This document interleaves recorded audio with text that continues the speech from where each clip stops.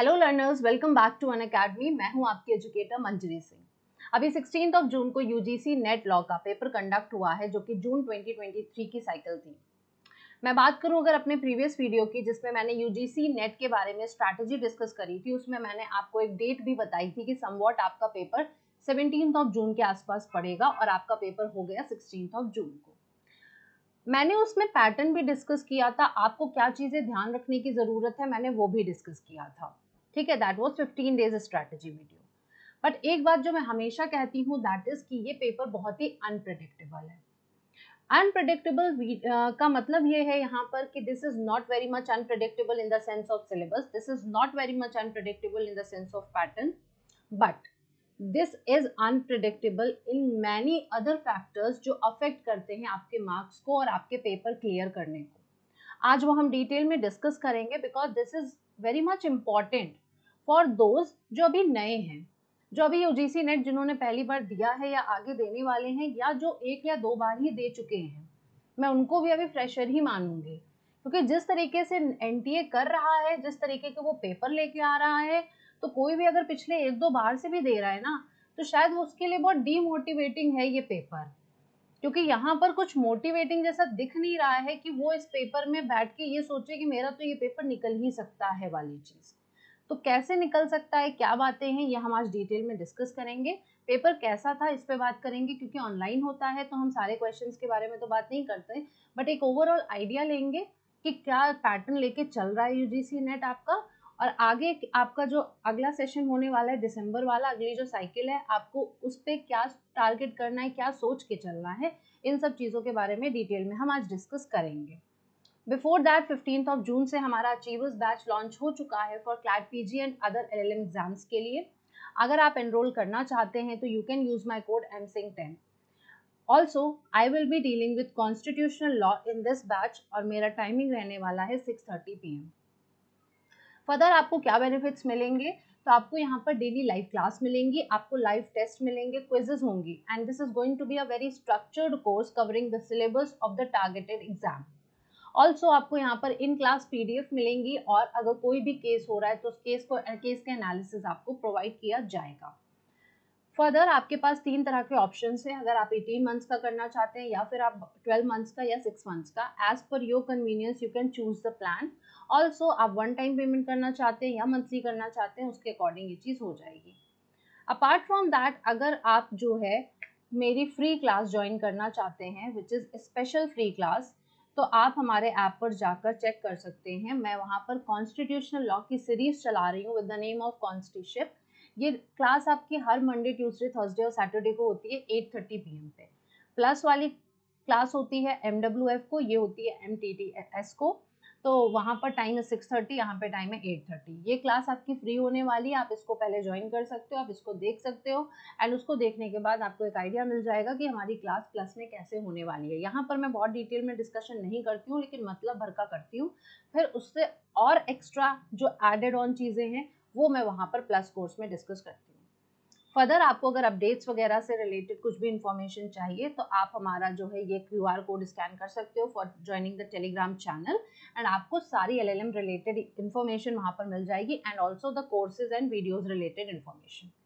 अब मैं बात करती हूँ एक एक करके पेपर 1 और पेपर 2 के बारे में। ठीक है, जो लोग इस पेपर में बैठते हैं सबको पता है कि 2 पेपर होते हैं। ठीक है, अब 2 पेपर क्या होते हैं? पहला paper is the general paper, ठीक है, जो हर स्ट्रीम वालों के लिए सेम होता है। क्वेश्चन सेम नहीं होते हैं, क्वेश्चंस अलग अलग आते हैं, बट सब्जेक्ट सबके लिए कॉमन है पेपर 1 के। पेपर 2 आपका स्पेशलाइज्ड वाला पेपर होता है, कि अगर मैं लॉ की हूँ तो मैंने लॉ भरा है, अगर कोई मैथ्स का है तो उसने मैथ्स करा है, फिजिक्स है, इस तरीके से ये रोल प्ले करता है। हम यहाँ पर आज लॉ की बात कर रहे हैं, ठीक है, मेनली हमारा फोकस लॉ पर है, लेकिन अब हम बात करेंगे सबसे पहले पेपर 1 पे।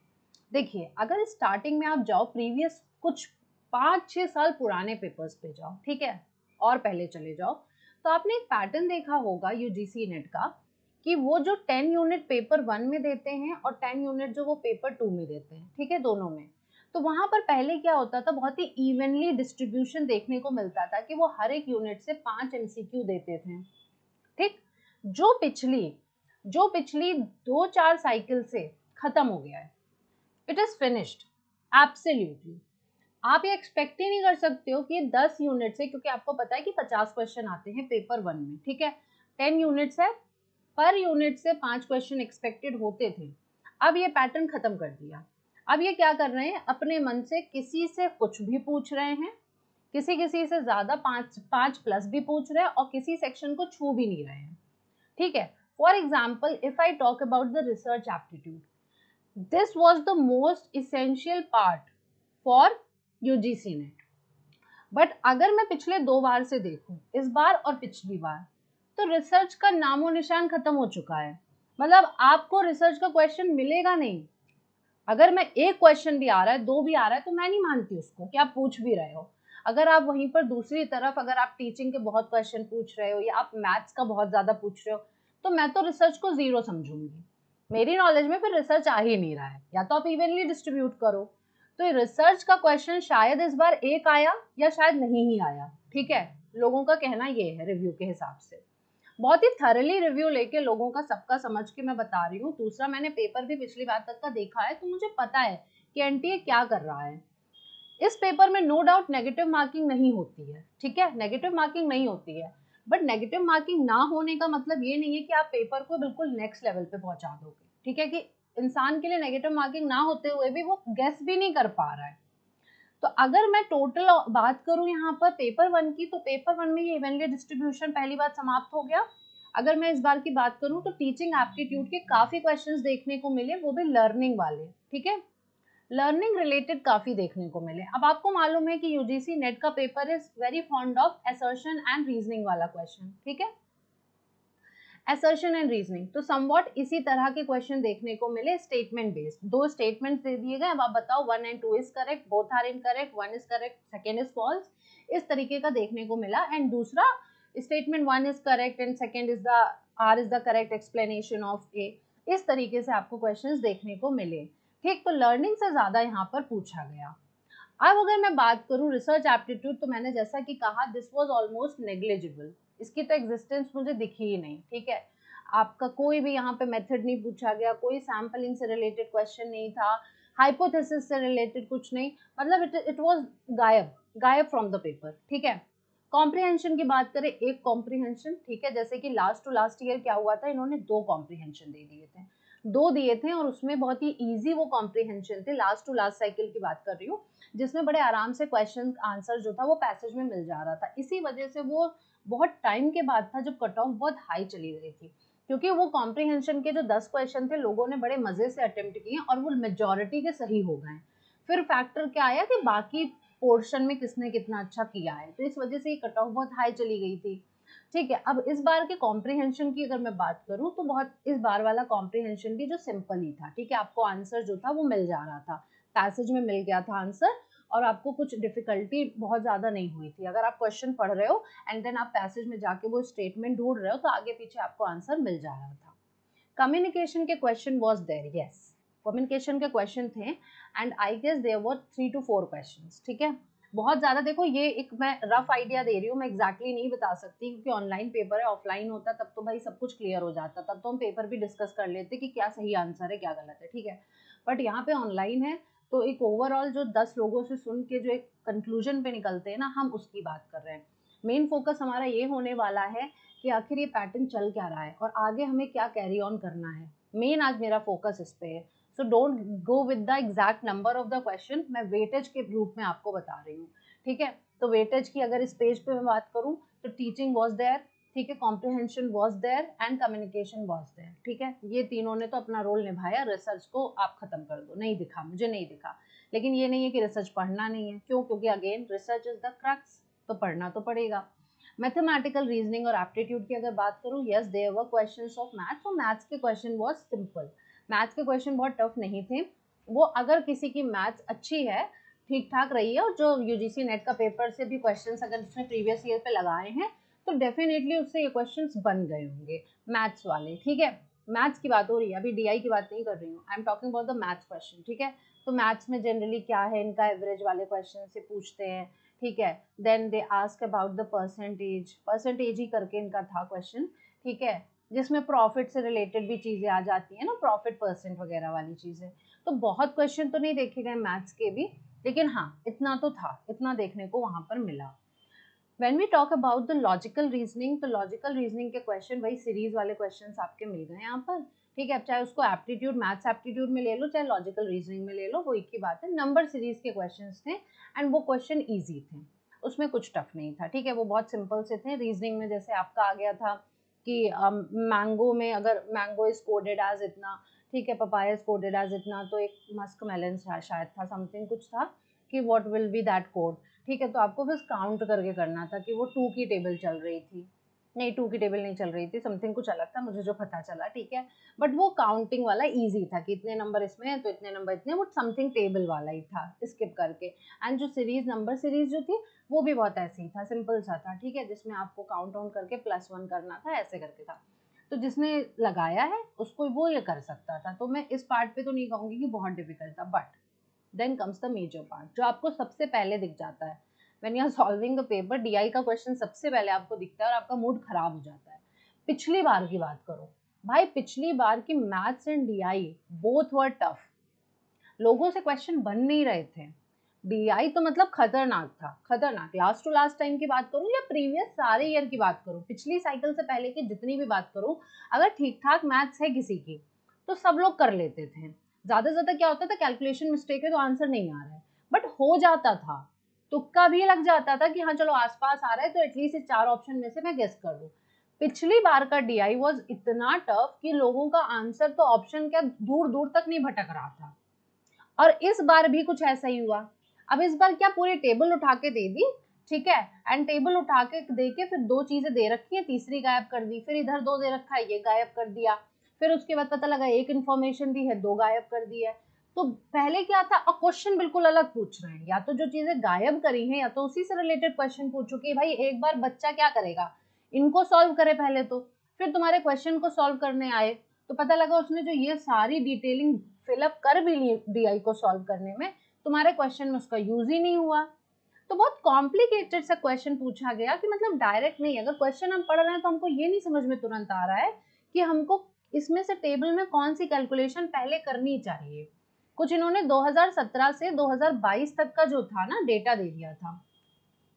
2000 जस्ट अ मिनट, हाँ 2017 से इन्होंने 2022 तक का डेटा दे दिया था। और फिर इसमें ये क्या कह रहे थे कि उसमें प्रॉफिट, ठीक है, इनकम क्या है, एक्सपेंडिचर क्या हुआ है एंड प्रॉफिट परसेंट कितना हुआ है। अब इसमें किसी में इनकम दिया है, किसी में एक्सपेंडिचर दिया है, किसी में प्रॉफिट दिया है, इस तरीके से ये गैप करके एक एक डिटेल दे दी, 2 गायब कर दी, 2 डिटेल दे दी, 1 गायब कर दी। अब पूछ क्या रहे हैं, 2022 में 33%, 33.1.3% जो था वो ज्यादा लॉस हुआ है या वो ज्यादा प्रॉफिट हुआ है, इस तरीके का पूछा। अब बंदा क्या क्या कैलकुलेट करेगा यार, टाइम बाउंड है, नेट का पेपर है, 3 घंटे है, वो 3 घंटे कम होते हैं। 3 घंटे तब है जब आपको, क्योंकि टाइम का हिसाब अगर हम लगाएं तो आपको 1 घंटा या सवा घंटा ही आप पेपर 1 पे दे सकते हो अगर आपको पेपर 2 भी टाइमली खत्म करना है। अब आप उसमें एक्सपेक्ट कर रहे हो कि आदमी डीआई में ही आधा घंटा लगा दे, तो वो तो पॉसिबल नहीं है ना। तो आप समवॉट कुछ तो ऐसा करो यार कि 5 नंबर के लिए क्या वो जान दे दे अपनी, 5 नंबर के लिए वो आधा घंटा दे दिया, पता लगा एट द एंड उसका आंसर भी नहीं आया, बेचारे का टाइम भी चला गया और बाकी क्वेश्चन अफेक्ट हो गए। तो थोड़ा तो रहम खाओ, थोड़ा तो सही ठीक ठाक डीआई दो यार। यहाँ पे मैथ्स के धुरंधर नहीं बैठे हैं, आपका मैथ्स का स्पेशलाइजेशन वाला पेपर हो, समझ में आता है। लॉ वाले बच्चे बैठे हैं, लॉ करने आते हैं लोग मैथ्स से पीछा छुड़ा के, ठीक है। और आप क्या कर रहे हो, आपने लॉ में ही इतना टफ रख दिया, ठीक है। मैथ्स इस बार ठीक दे दी, चलो मैं एक्सेप्ट कर रही हूँ, बट डीआई इतना टफ दोगे यार, पहला ही क्वेश्चन होता है, डीमोटिवेट हो जाता है बच्चा, क्योंकि वो सोचता है जल्दी से अभी लगा लूं, नया अभी पेपर स्टार्ट हुआ है, ये क्वेश्चन कर लूंगा तो बाकी तो फिर थ्योरी वाले वो तो फटाफट हो जाएंगे। जब उसका पहला ही क्वेश्चन नहीं सॉल्व होगा यार तो वो बाकी आगे कैसे बढ़ेगा। तो भैया एनटीए वालों थोड़ा तरस खाओ बच्चों पे, ठीक है। इंफॉर्मेशन एंड कम्युनिकेशन टेक्नोलॉजी की बात करूं तो इस बार तो कंप्यूटर में भी उठा के क्वेश्चन ही दे दिया, एमएस एक्सेल दिया। एमएस एक्सेल का क्वेश्चन देके इन्होंने क्या किया, पूरा फॉर्मूला बेस दे दिया, ठीक है। कि अगर एग्जैक्टली नहीं याद आ रहा है मुझे, बताया गया था फॉर्मूला जो सम वम वाला आपका होता है ना कि क्या फॉर्मूला बनेगा, वो पूरा उठा के दे दिया कि फदर ये इन्फॉर्मेशन इस ईयर का है, ये कैलकुलेशन है, ऐसे करके इतना बॉय और गर्ल्स का ये है, इस तरीके से। हाँ डिस्काउंट डिस्काउंट समथिंग था, डिस्काउंट प्राइस पे मिल रहा है या जैसा भी, तो मतलब सम, अब क्वेश्चन दे दिया कि क्या फॉर्मेट, क्या फॉर्मूला बनेगा, मतलब अगर ये हमें कैलकुलेट करना है तो फॉर्मूला क्या बनेगा।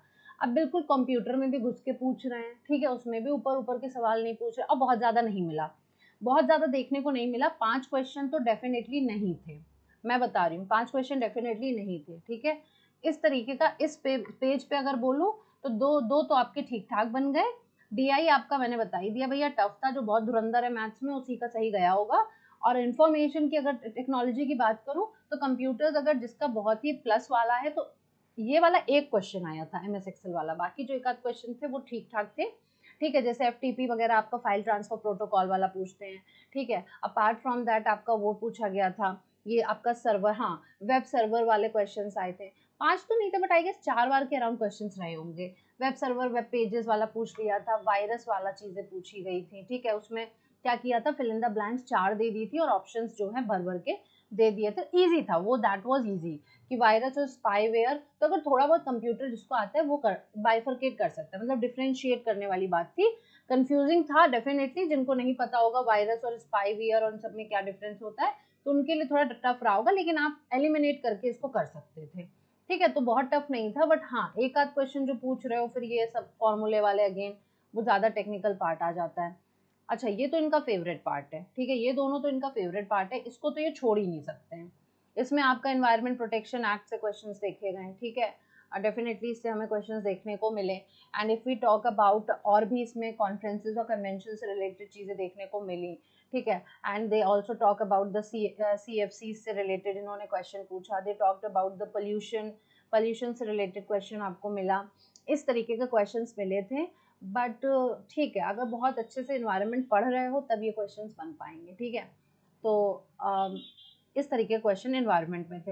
हायर एजुकेशन में अगेन फैक्चुअल क्वेश्चंस की बात आ जाती है, तो रोट लर्निंग वाली बात है भाई, रट रखे हो तो हो जाएगा, ठीक है। विक्रमशिला विलास से रिलेटेड क्वेश्चंस थे। तो ये हायर एजुकेशन और एनवायरनमेंट के केस में तो बेसिकली ओवरऑल अगर बताऊं तो इस पे जिसने दोनों ने पढ़ रखा है डिटेल में तो वो कर सकता है, क्योंकि ये तो मैं हमेशा से मानती हूँ कि इसमें तो कोई कंसेप्ट नहीं यूज हो रहा है। भाई क्या है, टीचिंग एप्टीट्यूड में थोड़ा कंसेप्ट लगा सकते हो, कॉम्प्रिहेंशन में उस वक्त कॉम्प्रिहेंशन में से डिराइव कर लिया, मैथ्स और रीजनिंग में क्या है समझ के कर लिया, ठीक है। बट ये दोनों तो रोट लर्निंग है, याद नहीं है, नहीं जानते हो तो फिर नहीं सॉल्व कर पाओगे। लेकिन थे इन दोनों से क्वेश्चंस भी अच्छे खासे थे, ठीक है।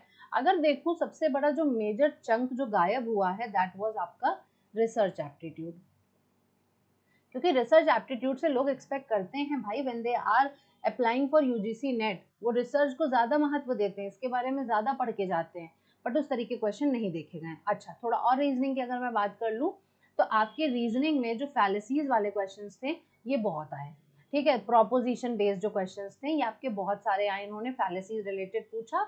दूसरा that asked about the Venn diagram वाले क्वेश्चन, इसमें इन्होंने काफी तरीके से पूछा, ठीक है। एक तो इन्होंने कहा कि जैसे for example all dash are dash, ठीक है, ऑल डैश आर डैश, तब इन्होंने कहा कि इसका ऑपोजिट क्या बनेगा जो इसका उल्टा होगा, ठीक है, मतलब इसका ऑपोजिट क्या होगा जो फॉल्स होगा, मतलब जस्ट ऑपोजिट इसका कॉन्ट्रैरी क्या स्टेटमेंट बन सकता है। तो उसमें फिर सम वाला करके दे दिया, फिर नो वाला करके दे दिया, तो इस तरीके के 2 क्वेश्चन आए थे, ठीक। तो वेन डायग्राम आपको समझना पड़ेगा, अगर ये अंडरस्टैंडिंग आपकी अच्छी है तो आप कर लोगे, ठीक है। फैलेसीज से क्वेश्चन आए। अगर मैं बात करूं इंडियन लॉजिक का तो इंडियन लॉजिक से कोई प्रमाण वगैरह वाले क्वेश्चन देखने को इस बार नहीं मिले, कोई भी क्वेश्चन इंडियन लॉजिक से आपको देखने को नहीं मिला। तो वही बात है ना कि सर्टेन नहीं है, कभी कुछ पूछ रहे हैं, हर बार पूछ रहे हैं और कभी कभी कुछ गायब भी कर दे रहे हैं। अब कई बार से क्या था, Indian logic last to last 2 बार से क्या था, बहुत ज्यादा पूछ रहे थे, तो लोगों ने अब इंडियन लॉजिक पे ज्यादा फोकस करने लग गए वो, तो अब आप इंडियन लॉजिक गायब कर रहे हो पिछले 2 बार से। लास्ट टाइम का paper was very tough, very very tough, ठीक है। बट उसमें इंडियन लॉजिक वगैरह गायब करी और इस बार अगर मैं बात करूं तो फिर इंडियन लॉजिक को आपने गायब कर दिया, तो बहुत ही अनसर्टेनिटी है। They are not very much particular regarding the distribution of the subjects and distribution of marks. ये कुछ भी दे रहे हैं, इनको लग रहा है कि अब तो आप कुछ भी पढ़ के आ रहे हो, क्योंकि हो क्या रहा है ना। अच्छा इसके पीछे बहुत बड़ा रीजन है, क्या है, क्योंकि ये पेपर बहुत फ्रीक्वेंटली अब हो रहा है, ठीक है, बैक टू बैक, साल में 2 बार होता था, कोविड की वजह से डिस्टर्ब हुआ, लेकिन वापस से अब साइकिल सुधर गई, इस बार के बाद से सुधर जाएगी। अब जून में हो गया ना, अब सुधर गई, अब 6-6 महीने का टाइम मिलेगा, क्योंकि पिछला दिसंबर आप याद करो तो उसका एग्जाम आपका मार्च में हुआ था, ठीक है। तो अभी इस बार टाइम नहीं मिला, मार्च के बाद एकदम से जून में हो गया। जून की डेट हालांकि डिक्लेयर पहले कर दी थी, बट आपको भी पता है यार कि जब तक कि सर पे पेपर नहीं आता कोई इतना ध्यान नहीं देता सब, और ऊपर से इतनी बार से इतना पोस्टपोन होता था ये पेपर कि हर किसी को ये गलतफहमी होने लग गई क्या पता पोस्टपोन ही हो जाए। ठीक है, तो वो हुआ नहीं। अब इसमें टाइम बड़ा कम मिला, तो अब उस लोग उससे तो उभर ही नहीं पाए थे और दूसरा पेपर लग गया, तो एक ये बहुत बड़ा फैक्टर था। ठीक है, अभी हम इस पर डिटेल में डिस्कस और कर लेंगे कट ऑफ वगैरह के बारे में।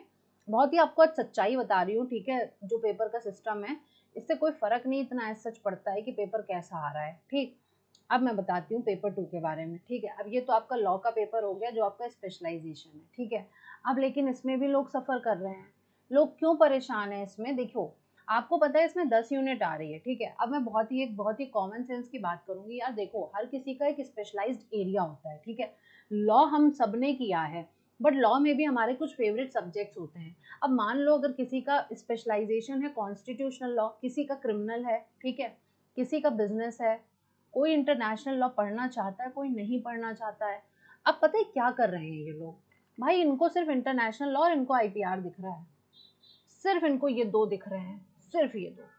बाकी का तो नामो निशान ही नहीं है, खत्म ही कर चुके हैं उसको, एग्जिस्ट ही नहीं कर रहा है वो। मतलब करना क्या चाह रहे हैं आप? ऐसा आप आखिर कर क्यों रहे हैं? आप आईपीआर और इंटरनेशनल लॉ इस तरीके से पूछ रहे हैं कि ऐसा लग रहा है कि लोग सिर्फ और सिर्फ वही पढ़ के जाएंगे, और कोई पढ़ना चाहता भी है कि नहीं पढ़ना चाहता है आप ये भी तो जानने की कोशिश करो। अब मैं आपको एक एक करके टॉपिक वाइज पर्टिकुलर बताती हूँ। ठीक है, किस पे ज्यादा फोकस था। अच्छा, ओवरऑल अगर मैं बात बताऊं, आईपीआर, इंटरनेशनल लॉ और जूरिस्प्रूडेंस, इन तीन का वेटेज बहुत था। ये तीन मिला के आई गेस 60% होगा पेपर। ये तीन मिला के the paper was they were covering the whole 60% of the paper. अगर ये किसी ने कर लिया उसके बाद तो बाकी कर लिया थोड़ा बहुत, तो भैया उसका तो बड़े आराम से बन गया। लेकिन जिसको ये तीन नहीं आता बेचारा क्या करेगा ये बताओ। जूरिस्प्रूडेंस से बच्चे भागते हैं। अब आप एक्सपेक्ट करो जूरिस्प्रूडेंस चलो ठीक है, जूरिस्प्रूडेंस फिर भी मान लिया क्योंकि नेट ने हमेशा से जूरिस्प्रूडेंस को बहुत ही तवज्जो दी है। बट अब इंटरनेशनल लॉ, वो भी नॉर्मल इंटरनेशनल लॉ पूछो, क्या पूछ रहे हो? केस लॉज ऐसे ऐसे पूछ रहे हैं जो आपने कभी सुने ही नहीं है, जो आपने दूर दूर तक आपको पता ही नहीं है। और फिर उनमें भी क्या एक्सपेक्ट कर रहे हैं? दे आर एक्सपेक्टिंग कि आप उनके ईयर वाइज क्रोनोलॉजी में आप उसको सेट करो। कैसे करेगा जब उसने नाम ही नहीं सुना है, उसको ईयर क्या खाक पता होगा, वो क्रोनोलॉजी में क्या कद्दू सेट करेगा? तो द थिंग इज कि जूरिस्प्रूडेंस की बात करूं तो ये पूछा गया, अच्छा खासा पूछा गया, लेकिन हाँ अगेन थोड़ा सा टफ था, क्योंकि जो बहुत ही जनरल हमारे जो जूरिस्ट होते हैं जिनको हम पढ़ते हैं उनके उनसे लीग से थोड़ा हट के पूछा गया। इस बार रियलिस्ट स्कूल से रिलेटेड लोग आए, इस बार इन्होंने कीटॉन पे फोकस किया, इन्होंने जो है अलग अलग थोड़े से डिफरेंट मतलब कि स्टेटमेंट बेस पर आए। बट जो जनरल स्टेटमेंट्स होता है जिससे आपके लिए डिराइव करना थोड़ा इजी हो जाता है उस पर इन्होंने कम फोकस किया। जैसे कि राइट्स एंड ड्यूटीज वाला कॉन्सेप्ट पूछा, सालमंड वगैरह वाला, वो तो ठीक था, ठीक है वो थोड़ा इजी था।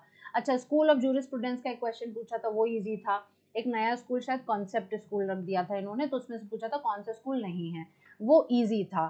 ठीक है, बट अगर मैं बात करूं ओवरऑल तो फिर लॉ मोरालिटी वगैरह से रिलेटेड मतलब स्टेटमेंट बेस्ड आया कि ये स्टेटमेंट किसने कब दिया था, इस तरीके का क्वेश्चन देखने को मिला।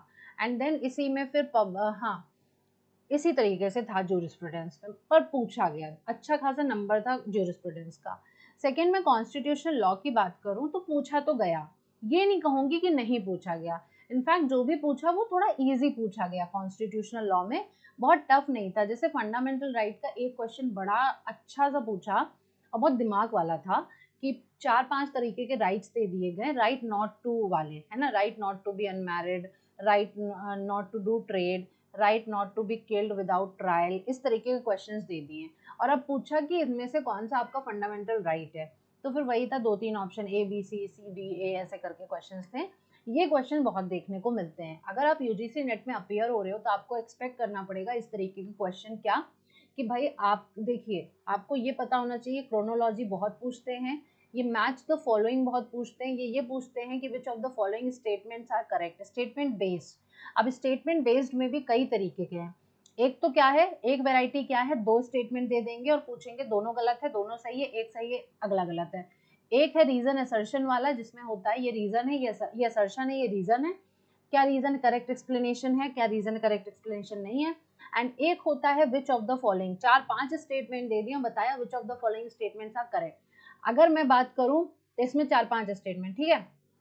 ये सबसे डिफिकल्ट टास्क होता है क्योंकि पूरा मैच करना पड़ता है, एलिमिनेट करना पड़ता है, मेरे हिसाब से ये सही है, ये सही है, ये सही है, तो अब इस ऑप्शन पे जाओगे, अच्छा ए बी सी इसमें आ रहा है कि नहीं, ये थोड़ा टाइम टेकिंग होता है।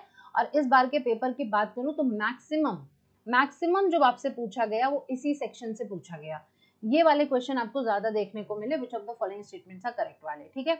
अच्छा, फंडामेंटल राइट को थोड़ा इन्वायरमेंट से रिलेट करके भी पूछा गया, आर्टिकल 21 से रिलेटेड पूछे थे क्वेश्चन, 48A से रिलेटेड डीपीएसपी वाला आपसे पूछा गया था, मतलब इन्वायरमेंट से कनेक्ट करके आर्टिकल 21 की इंपॉर्टेंस को पूछा गया, ठीक। फर्दर अगर मैं बात करूं, दे ऑल्सो आस्क्ड अबाउट आपका ये ऑर्डिनेंस वगैरह वाली चीजें पूछी गई थी, ठीक है, ये कहीं पर देखने को मिला था। एक वो बहुत इंपॉर्टेंट जो था वो आपका ये एसपी गुप्ता वाला केस, ये क्रोनोलॉजी आपको लगानी थी, ठीक है, कोलेजियम वाली जो थी आपको क्रोनोलॉजी में आपको सीक्वेंस में लगाना था, असेंडिंग ऑर्डर में, ठीक है। और उसके अलावा और मैं अगर बात करूं तो किस तरीके क्वेश्चंस आए थे, तो थोड़ा नेचुरल जस्टिस से रिलेटेड आपको देखने को मिला था, ठीक है, ये थोड़ा प्रिंसिपल बेस्ड चीजें आपकी आ गई थी, बस इसी तरीके के क्वेश्चंस देखने को मिले थे। और बहुत ज़्यादा टेक्निकल पार्ट पे कॉन्स्टिट्यूशन में नहीं गए थे। एडमिनिस्ट्रेटिव लॉ की बात करूं तो इसमें आपका वही नेचुरल जस्टिस वाला इसी में आ गया, थोड़ा एडमिनिस्ट्रेटिव ट्रिब्यूनल से रिलेटेड क्वेश्चन आ गया था कि ये तो ना तो एडमिनिस्ट्रेटिव अथॉरिटी होती है, जुडिशियल अथॉरिटी नहीं होती है, क्या स्टेटमेंट सही है गलत है, ठीक है। फिर इसी तरीके के और क्वेश्चन आए थे ट्राइब्यूनल रिलेटेड की, जो ट्राइब्यूनल में जो मेंबर्स को पावर होती है वो क्या वो इतनी होनी चाहिए कि वो रेगुलेट किससे हो रहे हैं, इस तरीके के क्वेश्चन ट्राइब्यूनल वाले मतलब पूछे गए थे, ठीक। ये वाले तो ज्यादा क्वेश्चन इसमें भी नहीं देखे गए, एडमिनिस्ट्रेटिव में 2 या 3 क्वेश्चन थे आपके। अब आता है मेन पार्ट जो फोकस है, सेंटर ऑफ अट्रैक्शन है यूजीसी नेट का, that is public international law. इतने क्वेश्चंस पूछे गए, मैं तो काउंट ही नहीं करा सकती नंबर, इतने क्वेश्चन पूछ रहे हैं और पता नहीं क्या क्या पूछ रहे हैं। इंटरनेशनल ह्यूमैनिटेरियन लॉ से भी पूछा, बहुत कुछ पूछा। अगर मैं सिलेबस इसको देखूं तो मैं बात करूं अगर सोर्सेज की, सोर्सेज से रिलेटेड कुछ नहीं दिख रहा था। Recognition of states and governments, हाँ डेफिनेटली इससे देखने को मिला चीजें, ठीक है। उसी तरीके से आपका ये हाँ WHO वगैरह रिलेटेड हेडक्वार्टर्स स्टेटमेंट्स दे दिए, ठीक है, कहाँ पर क्या है वो आपसे पूछा गया। यूनाइटेड नेशंस में मतलब ये पूछा गया, बेसिकली स्टेटमेंट दो तरीके के थे, थोड़ा थोड़ा डिफरेंस कर दे रहे थे, जैसे maintenance of peace and security league of Nations का मेन ऑब्जेक्टिव है या सिक्योरिटी जनरल असेंबली का है या सिक्योरिटी काउंसिल का है, तो थोड़ा थोड़ा चेंज कर दे रहे थे, 2 स्टेटमेंट को एक जैसा रख के फिर 2 को एक जैसा, तो अब उसमें से आप बताओ कौन सा सही है कौन सा गलत है। तो कंपैरेटिवली देखा जाए तो थोड़े टफ थे क्वेश्चंस, क्योंकि केस लॉज एक तो बहुत पूछे गए, बहुत ज़्यादा पूछे गए, तो केस लॉज पूछने की वजह से ये था कि आपको अगर वो केस लॉज पढ़ रखा है आपने तभी आपको मालूम होगा। मैं ये नहीं कहूँगी बहुत ज़्यादा रिसेंट पे फोकस करते हैं, नहीं करते हैं, ये रिसेंट पे फोकस करते ही नहीं है यूजीसी नेट वाले, ये लैंडमार्क पुराने केसेस पे करते हैं ट्रेडिशनल पे, बट ट्रेडिशनल में भी इतना ज़्यादा पुराना पता नहीं कहाँ से उठा के लाते हैं जो किसी ने पढ़ा ही नहीं होगा, और फिर आप एक्सपेक्ट करते हो कि हम क्रोनोलॉजी में सेट करें या हम मैच द फॉलोइंग में करें, तो ये थोड़ा सा गलत पड़ जाता है, ठीक है। अगर मैं लॉ ऑफ क्राइम्स की बात करूं तो बेचारा लॉ ऑफ क्राइम्स तो कहीं पे दिख ही नहीं रहा है, वो तो बेचारा खो ही चुका है, ठीक है।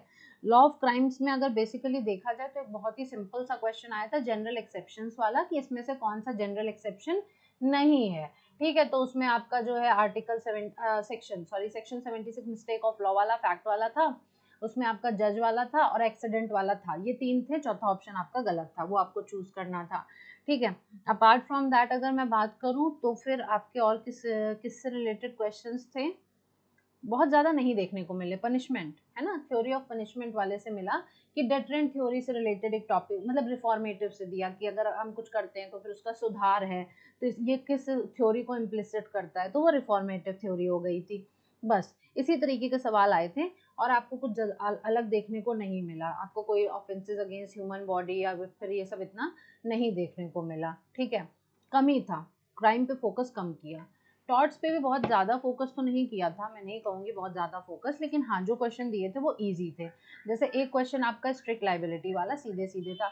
अच्छा क्वेश्चन क्या था, इनफैक्ट ये आपका मैच द फॉलोइंग में था, ठीक है। तो मैच द फॉलोइंग में ही टॉर्ट्स में क्वेश्चन पूछे गए जिसमें आपको मैच करना था क्वेश्चन के साथ। फिर मैगजिम्स पूछी गई थी, रेस इप्सा लोक्यूटर वाली थी, वॉलेंटरी नॉन फिट इंजूरिया थी, और एक और आपके पास जो था एक और कोई मैगजीन थी, ठीक है, उसमें से चूज करना था कि कौन सी मैगजीन, हाँ पैरी डिलेक्टो दी गई थी, ठीक है। तो एक थी रेसिप्सा लॉक्यूटर वाली, एक थी वॉलेंटी नॉन फिट इंजूरिया, और एक और कोई थी, बट वो तीनों जो थी आपकी हाँ एक्ट ऑफ गॉड वाली थी। ये तीनों जो थी आपकी टॉर्च से रिलेटेड थी, और ये आपकी टॉर्च से रिलेटेड नहीं थी, यही आपको फाइंड आउट करना था। तो टॉर्च के क्वेश्चन तो कंपैरेटिवली इजी आए थे, टॉर्च के क्वेश्चन बन जा रहे थे, वो बहुत टफ नहीं थे। अच्छा, अगर मैं बात करूं कंज्यूमर प्रोटेक्शन, तो मुझे इससे रिलेटेड क्वेश्चन नहीं देखने को मिला, ठीक है। एंड मोटर व्हीकल पर एक आया था, मोटर व्हीकल पे ये आया था कि जो 2019 का अमेंडमेंट हुआ है वो एक्चुअली में कौन से एक्ट का अमेंडमेंट हुआ है, क्या 1988 वाला है या 2002 वाला है, इस तरीके से सवाल आपके देखने को मिले थे, ठीक है। हाँ, रिमोटनेस ऑफ डैमेज पर आया था, एक प्रॉब्लम आई थी रिमोटनेस ऑफ डैमेज पे, ये तो कॉन्ट्रैक्ट में बेसिकली हम कंसिडर कर सकते हैं इसको, चलो टॉर्च में भी ले लो, ठीक है। रिमोटनेस ऑफ डैमेज पे यही एक आपको प्रॉब्लम दे दी गई थी, और फिर ये था कि वो पर्सन था, फैक्ट्री बंद थी, उसने बोला था उसको पहुंचाने के लिए फैक्ट्री में, उसको मालूम था कि अगर ये मशीन टाइम पे नहीं पहुंचाई गई तो फिर अगले का नुकसान हो जाएगा, और फिर उसको आखिर में क्या होता है, कॉन्ट्रैक्ट नहीं मिलता है, तो वो कंपेंसेशन क्या मांग रहा है कि मुझको जो मेरा नुकसान हुआ है उसका कंपेंसेशन दो, प्लस जो कॉन्ट्रैक्ट मेरे से लूज हो गया उसका कंपेंसेशन दो। दूसरा स्टेटमेंट था यही रिमोटनेस ऑफ डैमेज पे, कि रिमोटनेस ऑफ डैमेज मतलब अगर कंपेंसेशन खाली उसी चीज का मिलता है जो प्रेडिक्टेबल होती है, बहुत रिमोट चीजों के लिए नहीं मिलता है। अब आपको ये बताना था कि दोनों स्टेटमेंट सही है या एक सही है एक गलत है, इस तरीके से आपको बताना था। देखो मैं बहुत अच्छे से बता दे रही हूँ, जितना मतलब जिस तरीके के नेचर के क्वेश्चंस पूछे गए मैं आपको सब बता रही हूँ, ठीक है। इसी तरह से नेग्लिजेंस पे भी कुछ क्वेश्चन आया था कि ये नेग्लिजेंस की कैटेगरी में आता है कि नहीं, कुछ बिहेवियर, मतलब टॉर्च में अगर देखा जाए थोड़े प्रैक्टिकल एग्जाम्पल दिए गए थे, तो वो अगर आपने कॉन्सेप्ट पढ़ रखा है, आपने समझ रखा है, तो आप कर लोगे, ठीक है, इस तरीके से था। फिर अब चाहे तो इस बार का जब पेपर देखोगे ना, जब आ जाएगा पेपर, तो आपको खुद समझ में आ जाएगा जो मैंने बताया है वो एकदम सही। फिर कमर्शियल लॉ पे आ जाओ। कमर्शियल लॉ में अगर मैं बात करूँ कॉन्ट्रैक्ट की, तो yes there were questions from contract, ठीक है, कॉन्ट्रैक्ट के क्वेश्चंस देखने को हमें मिले थे।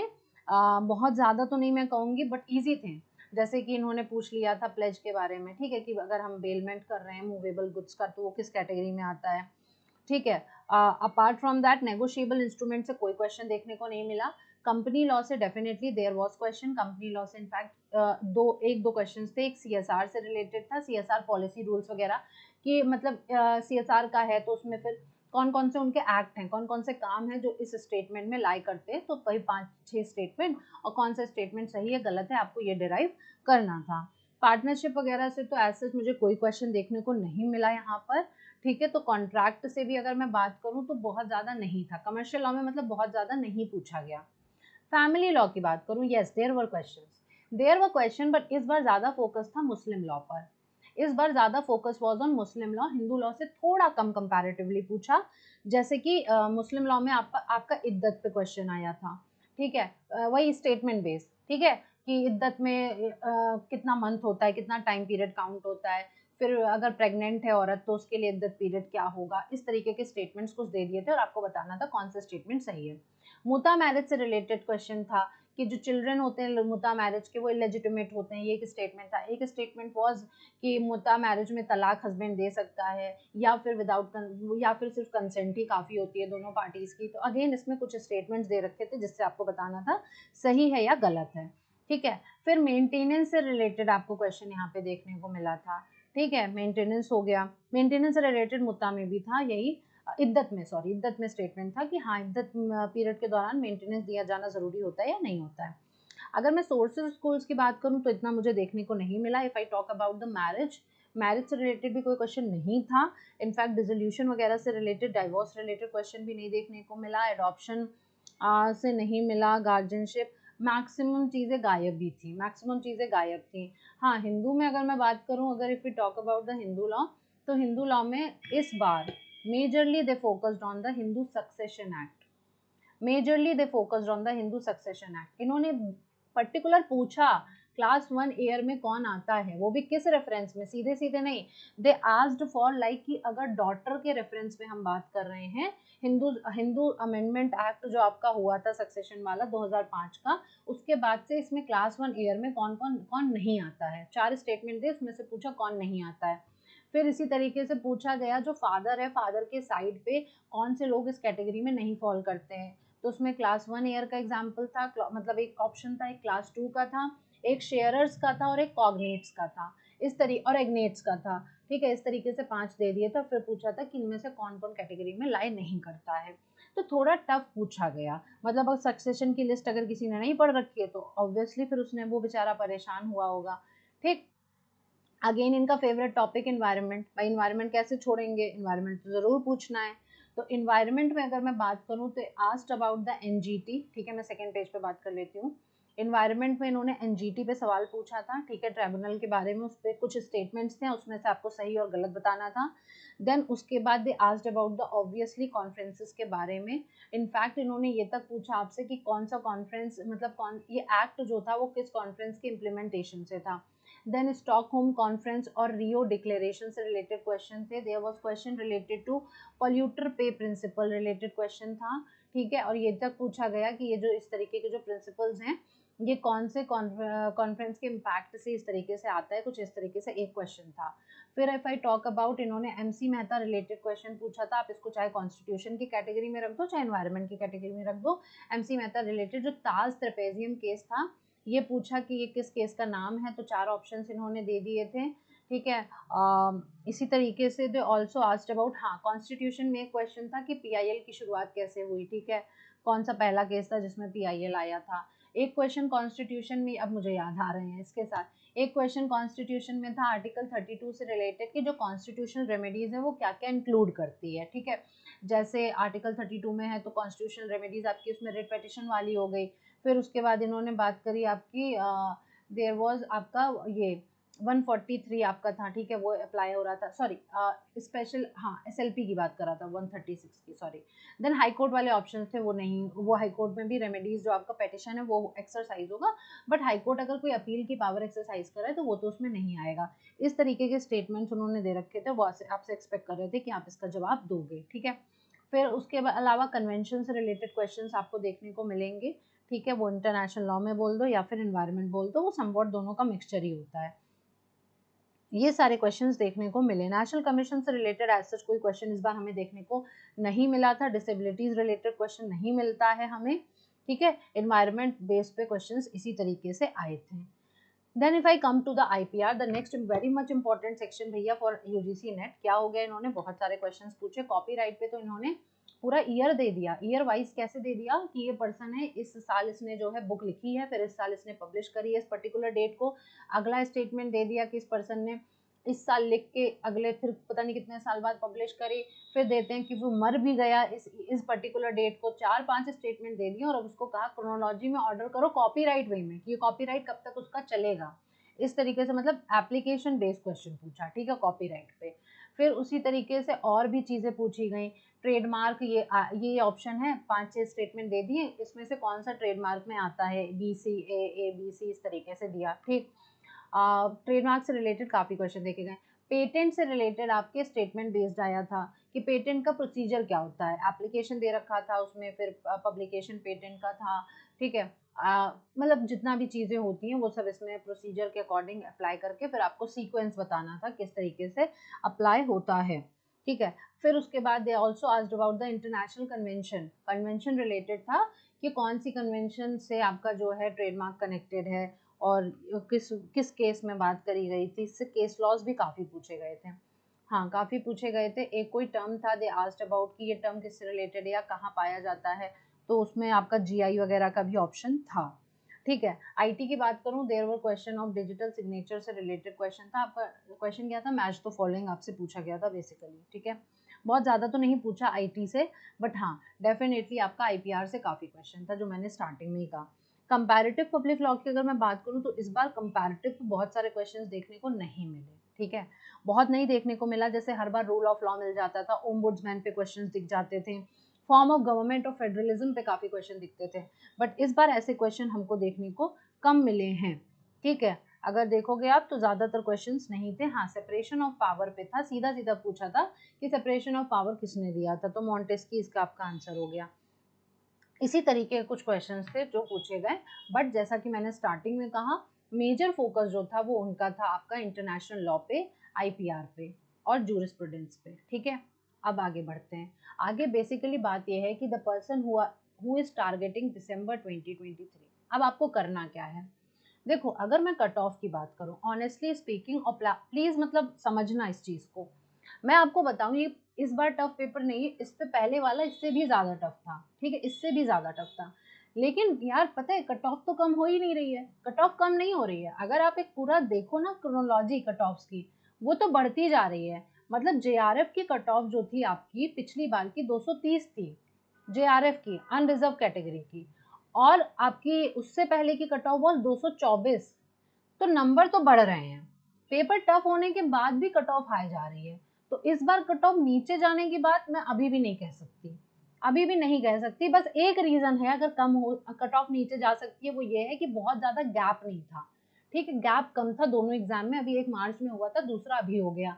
तो ये एक दूसरा साइड भी तो लेके चलो ना, हो सकता है ये इसका फायदा भी हुआ लोगों को, क्योंकि गैप नहीं हुआ तो अभी ताजा ताजा पढ़ा था, उसी में चीजें एड ऑन प्लस कर ली और भैया उनका इस बार का पेपर अच्छा हो गया। बट देखो मैं यहाँ पर मेजोरिटी की बात कर रही हूँ, मैं उनकी नहीं बात कर रही हूँ जो बिल्कुल इसी पेपर के लिए मर के तैयारी कर रहे हैं, पढ़ रहे हैं, ठीक है। मैं मेजोरिटी की बात कर रही हूँ जिनके पास और भी चीजें हैं, जिनके पास कंपटीशन के और भी एग्जाम फोकस हैं, ये सारी चीजें। तो समवॉट ये उनकी तैयारी यहाँ पर अफेक्ट हो जाती है। I am talking about that 80% of the people जिनके लिए ये पेपर इजी नहीं था, ये पेपर उनके लिए टफ था, डेफिनेटली टफ था। हम ये नहीं कह रहे हैं कि उन्होंने कुछ नया अनोखा पूछ लिया, बट वो ऐसी चीजें पूछ रहे हैं जो अनप्रिडिक्टेबल है। वो भले सिलेबस वो टॉपिक एग्जाम का वही रख रहे हैं, मैं नहीं कह रही हूँ कि भाई उन्होंने फिजिक्स केमिस्ट्री पूछ ली, ठीक है, बट उसके बाद भी वो ऐसी चीजें पूछ रहे हैं जो हर कोई बच्चा नहीं पढ़ता है। आप रोड लर्निंग पे जा रहे हो, अभी तक हम सुनते थे यूजीसी नेट का पेपर तो कंसेप्चुअल है, बट आप रोड लर्निंग पे जा रहे हो, क्यों? क्योंकि आप ईयर पूछ रहे हो, आप केसेस की क्रोनोलॉजी पूछ रहे हो। तो इस तरीके से जब आप पूछोगे तो इसमें कॉन्सेप्ट तो गायब हो गया ना। आप रैदर ये पूछो ना कि इस केस में क्या क्या कोर्ट ने हेल्ड किया था, कौन सा जुडिशियल इंटरप्रिटेशन कोर्ट ने दिया था, कई स्टेटमेंट दे दो। आप कोई भी एक अगर टॉपिक है तो उससे रिलेटेड स्टेटमेंट्स दे दो, इसमें से कौन सा सही है कौन सा गलत है ये दे दो। बट अब आप टफ पे टफ करते जा रहे हैं, तो टफ नेगेटिव मार्किंग नहीं है, इसका मतलब ये नहीं है ना इतना टफ कर दोगे कि पर्सन बिल्कुल डीमोटिवेट हो जाएगा, वो तैयारी नहीं कर पाएगा। तो ये कुछ प्रॉब्लम्स है जो देखने को मिल रही है, जिसके लिए मैं आपसे ये कहूंगी अगर कोई कहे प्रीवियस ईयर पेपर कर लो हो जाएगा, डेफिनेटली नहीं, अब नहीं होने वाला है। हाँ, एक चीज होती है कॉन्फिडेंस बढ़ता है, अगर हम प्रीवियस ईयर पेपर लगाते हैं तो थोड़ा एक तो हमें आइडिया मिल जाता है एग्जाम का, फिर हमें एक कॉन्फिडेंस बिल्डअप होता है कि समवॉट क्या पता एक दो क्वेश्चन रिपीट हो गया, क्या पता ये हो जाता है कि उससे रिलेटेड जो जो ऑप्शन है उसके बारे में भी जब हम पढ़ने लग जाते हैं और डीप में पढ़ने लग जाते हैं, तो फिर हमको कहीं ना कहीं वो मदद कर देता है। मतलब ओवरऑल इम्पैक्ट की बात कर रही हूँ। अगर किसी ने इस एग्जाम के लिए 1 महीने पढ़ा है, डेफिनेटली उसको कोई मदद नहीं हुई होगी। ये पेपर उसका जरूर अच्छा हुआ होगा जो लगातार पिछली बार से 2-3 बार से दे रहा है और लगातार वो पढ़ रहा है, कंटिन्यूअस पढ़ रहा है विदाउट एनी गैप, और वो पूरे सिलेबस की एक एक चीज कवर कर रहा है डिटेल में। डेफिनेटली उसका पेपर सही हुआ होगा। प्रीवियस ईयर पेपर आपको लगाना है, आप डेफिनेटली लगाइए, 10 ईयर्स के पेपर मैं मना नहीं कर रही हूँ लगाने को, बट आप रिलाई नहीं कर सकते हो कि यही क्वेश्चंस रिपीट होंगे। आपको ये समझना है कि मुझे अगले पेपर के लिए तैयार कैसे होना है। तैयार होने पे आपको अभी भी मैं यही कहूंगी, यही अभी भी कहूंगी, पूरा पेपर 1 पढ़ो, पूरा पेपर 2 पढ़ो। अब वो जमाने लग गए जब कॉन्स्टिट्यूशन और जूरिस्प्रूडेंस पढ़ के चले जाओगे तो पेपर 2 हो जाएगा। अब आपको इंटरनेशनल लॉ और आईपीआर पे फोकस करना है, जूरिस्प्रूडेंस और कॉन्स्टिट्यूशन पे सबसे ज्यादा इन पे भी फोकस करना है, क्योंकि वो पूछ सकते हैं कुछ भी, वो ऐसी चीजें पूछ रहे हैं जो शायद हर कोई नहीं पढ़ के जा रहा है, ठीक। तो इन पे फोकस करना है। पेपर 1 में तो मैं क्या कहूँ, इन्वायरमेंट तो आपका पेपर 2 के लिए भी इंपॉर्टेंट है, 1 के लिए भी। इन्वायरमेंट तो पूरा पूरा एक एक टॉपिक कवर करो, हायर एजुकेशन वाला पूरा कवर करो पूरा, क्योंकि रोड लर्निंग है, कॉन्सेप्ट काम नहीं करेगा। मैथ्स अगर वीक है तो मैथ्स के रोज क्वेश्चंस प्रैक्टिस करो, डीआई के रोज क्वेश्चंस प्रैक्टिस करो। भैया मैथ्स और डीआई इनका गेम चेंजर बन रहा है, ये सिर्फ और सिर्फ इसी के बेसिस पे गेम अपना चेंज कर रहे हैं। तो थोड़ा करो, अगर नहीं कर पा रहे हो तो फिर बाकी अपने 8 सेक्शंस को इतना मजबूत बनाओ कि बहुत ईजिली आप 35+ जो है क्वेश्चन इसमें सही कर पाओ। ये आपके लिए बहुत इंपॉर्टेंट है पेपर क्रैक करने के लिए, क्योंकि जो जेआरएफ की कट ऑफ जाती थी वो अब नेट की जाने लग गई है। तो आपको समवॉट इतना तो टारगेट करना पड़ेगा। अगर आप अनरिजर्व कैटेगरी से हो तो आपको अगर जेआरएफ चाहिए तो आपको 80% तो सोचना ही पड़ेगा, 80% प्लस इनफैक्ट सोचना पड़ेगा, ठीक है। तो यहाँ पर अब वो टाइम चला गया जब आपका 60 और 65 पे हो जाता था, अब नहीं है, अब तो चला गया है, काफी कट ऑफ जा रही है। So this was the total detail किस तरीके से आपका यूजीसी नेट का पेपर इस बार आया था और जो पैटर्न अब अडेप्ट कर चुका है एनटीए। तो आपको अगली बार क्या ध्यान रखना है, किस तरीके से आप कर सकते हो, आपको मैंने पूरा एनालिसिस बता दिया। आप उसको डेफिनेटली ध्यान करके आप आगे की तैयारी कर सकते हो। फर्दर अगर लगेगा मुझे तो मैं इस पर एक वीडियो और लेके आ जाऊंगी कि किन किन टॉपिक्स पे ध्यान दिया जाना चाहिए, कौन से कवर करने चाहिए, लेकिन मैंने तो ओवरऑल लगभग मैं जितना बता सकती थी मैंने बता दिया। I hope this video is useful to you. तो अपने फ्रेंड्स के साथ शेयर ज़रूर करना, लाइक करना मत भूलना, एंड अगर हमारे चैनल पर नए हो, अभी तक सब्सक्राइब नहीं किया है तो सब्सक्राइब कर दो for the latest updates and videos.